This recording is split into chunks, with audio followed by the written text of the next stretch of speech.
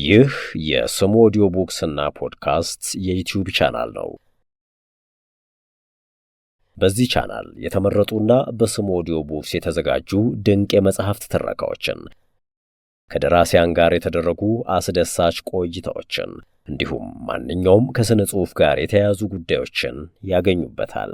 እነዚህንና ሌሎችም ተወዳጅ ፕሮግራሞችን ለማግኘት ይህንን ቻናል ሰብስክራይብ ማድረጉን እንዲሁም የደወል ምልክቷን መጫኑን አይዘንጉ። ከዚያ ወደ መኝታ ቤታችን ሄድንና እጄን በገላ መታጠቢያችን ፊት ለፊት በሚገኙት የፊት መታጠቢያዎች ታጠብኩ።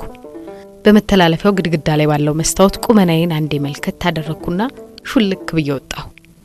የተንጨበረረውን አፍሮዬን በእጆቼ ተምተም አደረኩት።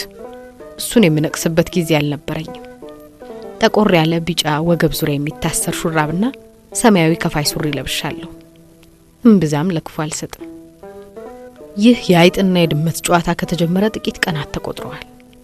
አንድ ቀን አዜብ ግርማ፣ ቅድስት በላይ፣ ሳራ ሀብቴና እኔ ከግቢው ምግብ ቤት ወጥተን እንደተለመደው እየተሳሳቅን ወደ መኝታችን ስንሄድ ድንገት በመንገዳችን ላይ ጣይቱ አሰፋንና ጓደኛዋን አምለሰት ክብሮምን አገኘናቸው። ጣይቱ ካኪ ሱሪና ሳሪ አንኮት ለብሳለች። ጸጉሯን በሻሸብ አድርጋ ወደ ማጅራቷ ቋጥረዋለች። ልጆች አንዴ ልታነጋግሩን ፈቃደኛ ናችሁ? አለች ፈገግ ብላ። ቪዲዮን ከወደዱት ላይክ ያድርጉ። እንዲሁም አስተያየቶን በአስተያየት መስጫው ሳጥን ላይ ያስቀምጡልን። የዚህን ትረካ ሙሉ ክፍል ለመስማት የስሙ ኦዲዮ ቡክስን መተግበሪያ መግለጫው ላይ በተቀመጡት ማስፈንጠሪያዎች ከፕሌይ ስቶር አሊያም ከአፕል ስቶር በማውረድ ያገኙ።